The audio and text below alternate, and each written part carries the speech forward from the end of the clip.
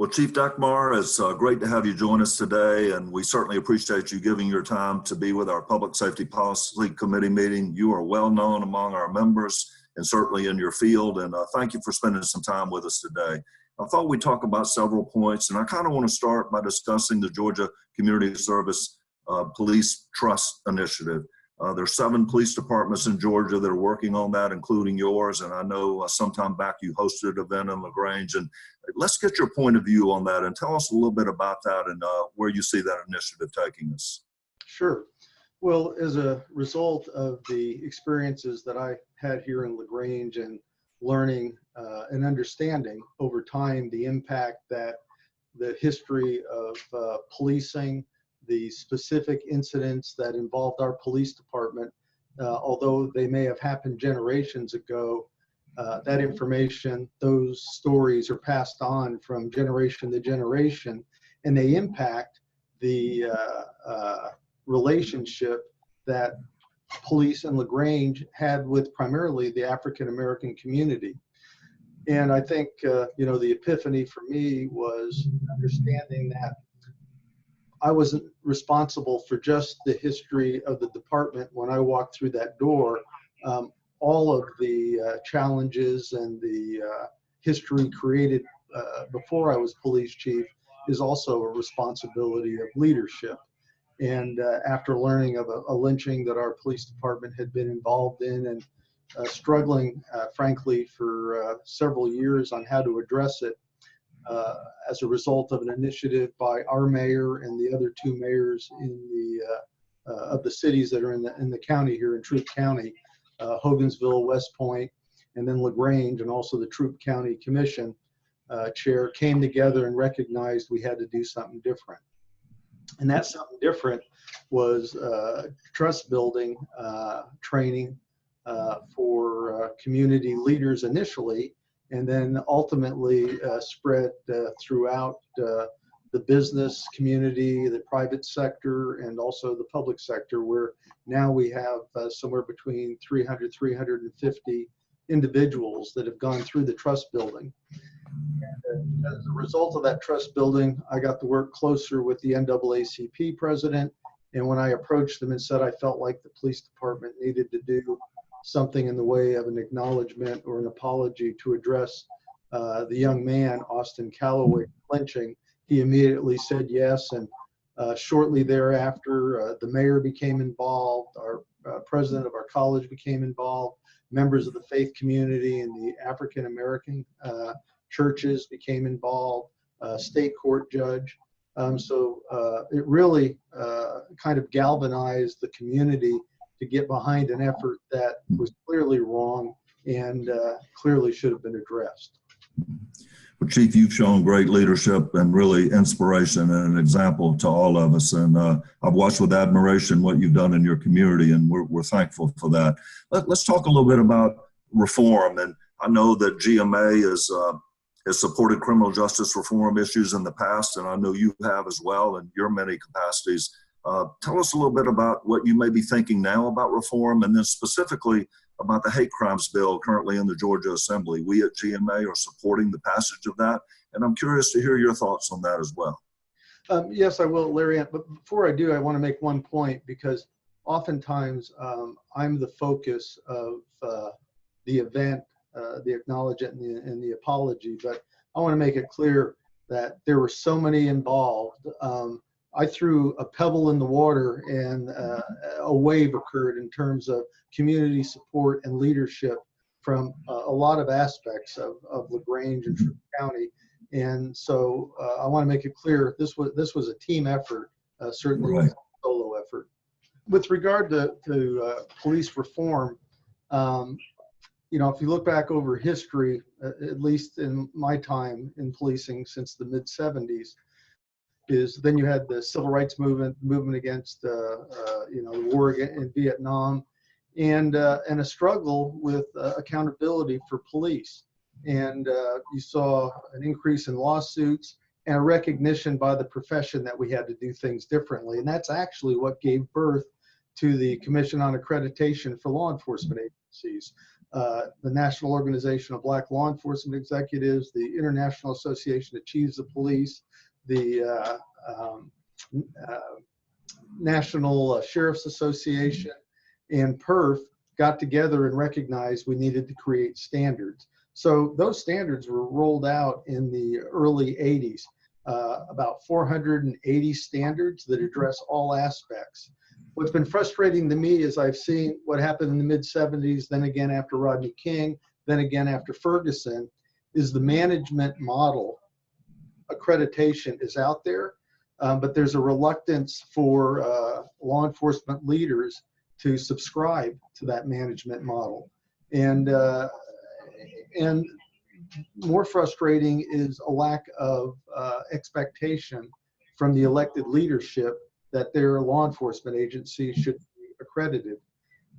So when we talk about police reform, I'm afraid that it seems like it's second verse is same as the first. We talk about the same issues that we've been discussing for the last 40, 50 years, and those agencies that understand it and that get it have evolved way past what's being asked for today. Those that don't, unfortunately, are still struggling with things that honestly should have been addressed in the late 70s, early 80s. Chief, I do agree with you. And to that point, I think you and I met in 1999 when your LaGrange Police Department was receiving its first international accreditation from CALEA, and our Valdosta Police Department was as well. So I've seen the value of high standards, measuring yourself against the high standards and demonstrating to your citizens that you're going to live by those standards and be evaluated by those. And let's talk about that for a moment. In the times we're in now with use of force, obviously, CALEA has strong standards, mandatory training elements. Every use of force incident is investigated. Talk to a little bit about that and what you're seeing and what your feelings are, because I do believe that more training and higher standards through whether it's accreditation or state certification, we all need to commit ourselves in the law enforcement community and those that lead those as elected officials to meeting those higher standards. Yes, sir. Absolutely. You take use of force and de-escalation. People are now talking about de-escalation. Accredited agencies, at least my agency, has been teaching de-escalation for at least 15 years, maybe 20. You recognize that many of the encounters that we have, we're dealing with people that are either affected by mental illness, substance abuse, or emotionally disturbed. The research on police-involved shootings is consistent, not only nationally, but here in Georgia, where 25% of those individuals that are fatally wounded are affected by mental illness. There was another study done that looked at 707 shootings in several metropolitan areas, 36% suicide by cop, somebody mentally ill or somebody that was emotionally disturbed. And so if you know this, and we've known this for years, then you've got an obligation as a leader to address it. How do we address it? You address it through clear policies. You address it through training, and training that not only captures the intent of the policy, but also the resources of the community so that you can make effective referrals and make these people up that have substance abuse issues, that are affected by mental illness, that have homelessness issues, so that you're not going back to the same call over and over and over again. Rather, you're dealing with the problem, not the symptoms of the problem, which is how that person is acting out at the time. The problem is one of those three generally. And then as it relates to accountability, every officer needs to understand that when the government uses force against any citizen, that is the strongest measure that a government can take against a citizen. And where I think police departments fall short, and ultimately government entities, because they're responsible for their police department, elected officials, is there exists a social contract between the police and the public. And it goes like this: the public, through its elected officials, give you the authority and the tools to protect them. But anytime you use it, you have an obligation to explain it, regardless of who it is. And so it's got to be permeated with transparency. You know, the pushback that you saw 3-4 years ago on body cams We've had body cams for 11 years, mandatory recording for over 15. And the simple reason is that in this day of video, people whip out their phones after the encounter has started, and it doesn't capture all the events that led up to that encounter. And, I look at a study that was done in 2007, 3,000 complaints against police that were videoed. 96.2% of the time, the video acquitted the officer.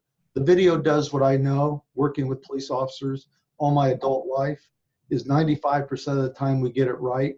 We don't do a very good job, though, of memorializing it. The video does. Chief, I want to talk to you a moment about GMA's initiative, and particularly with your background, but we are preparing to have an initiative to encourage dialogue on inclusion and race relations. We are planning to convene a town hall meeting soon, and also to stand up a task force on equity and inclusion to examine what role GMA and our 538 cities can play in educating elected officials and addressing systemic racism in our society and in our state. What are your thoughts on that, and what do you see as the role law enforcement can play in such an effort? Usually after the events that we've seen here recently, and then Ferguson, and prior to that, Rodney King, and before that in the 70s, there were a lot of listening sessions. There aren't a lot of action sessions. And so when I was IACP president, I did 4 listening sessions, one in Albany, New York, who had some difficulties in their community, Ferguson, Missouri, Sacramento, California, right after they had shot that young man with the cell phone, and then Fort Morgan, Colorado. And what I find is that those listening sessions, if you're really listening, give you a clear path. But if that path and if that information and if those expectations aren't acted on, people just continue to disengage, because there's always a lot of studies, a lot of discussion, but not a lot of action. And I think what distinguished the initiatives here in LaGrange and Troup County is that the trust building created the environment for us to find out what are the things that trouble them. And then I look at my organization and, okay, how can we eliminate those barriers? And let me just touch on a few.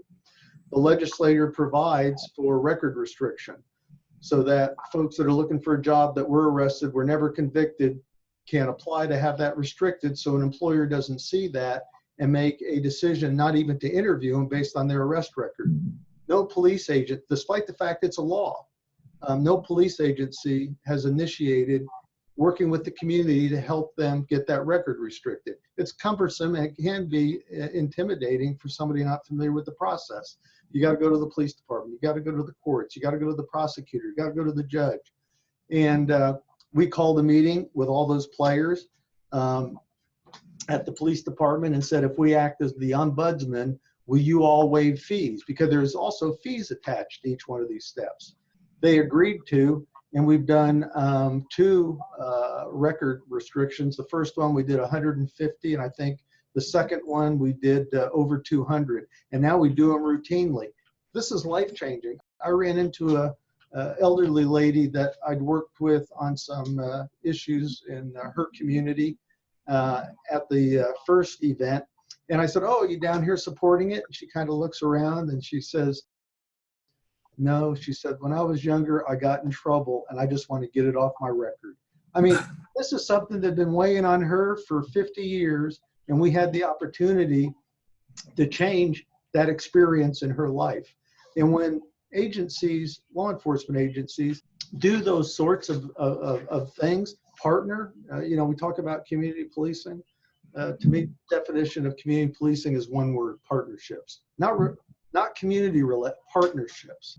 It's more than just, the veneer of getting out and saying, "Hey, how you doing?" It's, what are your issues and how can we help you? And so as a result, we did the record restriction, car care program, a lot of traffic stops and a lot of hostility over tag lights, brake lights out, tail lights out, headlights out.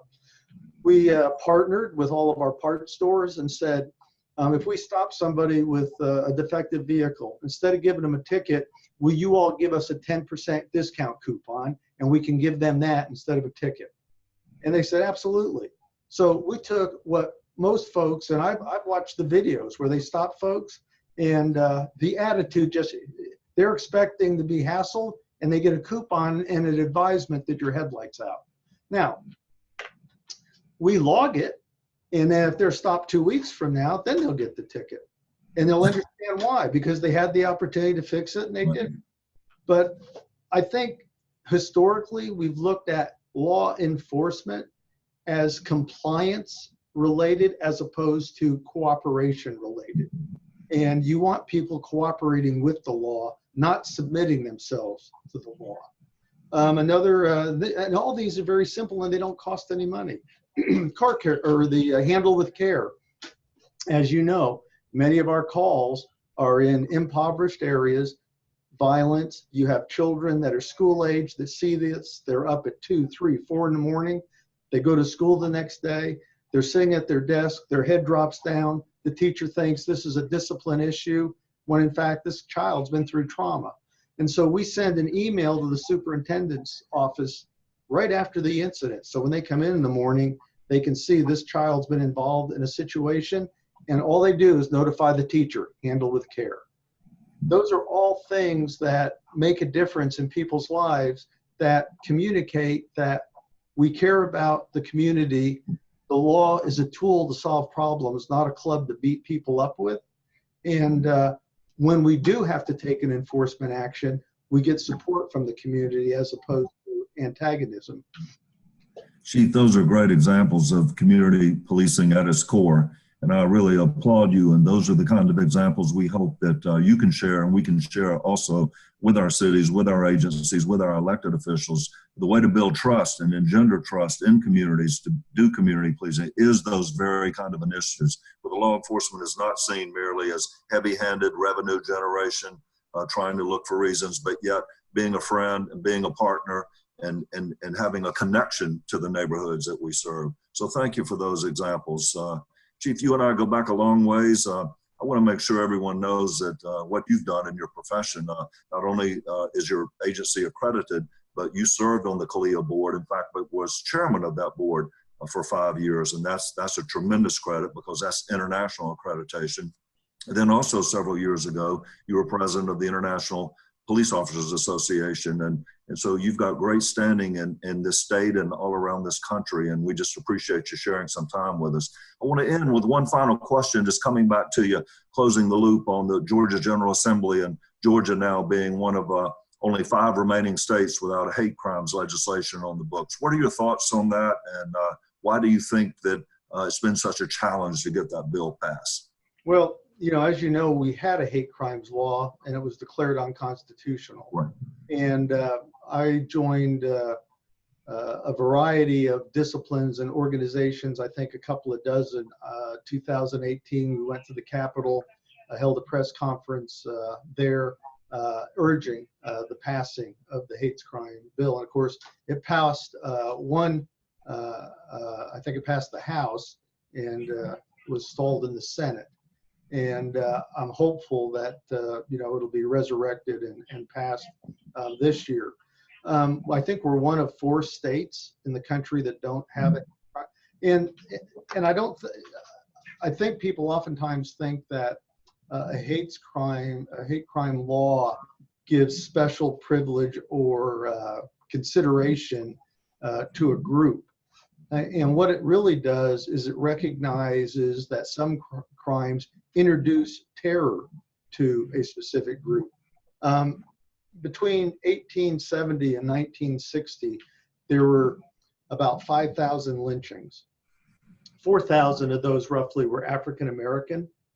But those lynchings served as a way to terrorize millions of African Americans from voting, from pursuing lawsuits, from pursuing public office.